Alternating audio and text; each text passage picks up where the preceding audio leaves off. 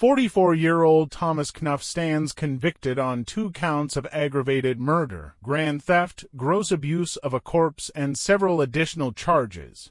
2.5 years before this moment, Knuff had walked out of prison after serving over 15 years for aggravated robbery. He didn't stay clean for long. Through a prisoner-to-prisoner pen pal program, Knuff had spent a decade writing letters to 50-year-old Regina Capobianco, another ex-con. When he was released, they finally met in person. Regina was staying with a mutual friend, 60-year-old John Mon, also a former convict, who offered Knuff a place to sleep as well.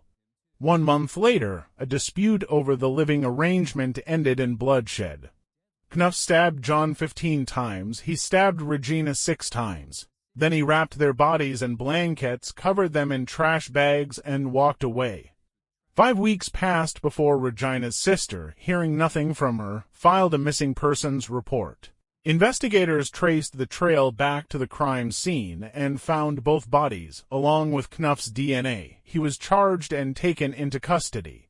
After a 7-week capital murder trial, the jury returned a guilty verdict and recommended the death penalty. Now, 2 years after the murders, Knuff stands before Judge Dina Calabrese for final sentencing. The judge holds the power to follow the jury's recommendation or impose a lesser sentence. Before delivering her decision, Judge Calabrese gives Knuff the floor. He maintains his innocence, and today he will speak. The court. I've offered already to Gina and John's family that, I am sorry for how things turned out, but this isn't over, and I'm going to pursue every avenue to get the truth out. I'm ready for, whatever I have to face, I have to face it, I'll have to live with this for the rest of my life, so wherever I'm at, doesn't matter, to me. My life's over. When Knuff is finished, John Mon's son, Jonathan, addresses his father's killer. Your life is not over. You are breathing air, and you are on borrowed time. My dad is dead. Regina is dead. Their lives are over. You took my dad from me.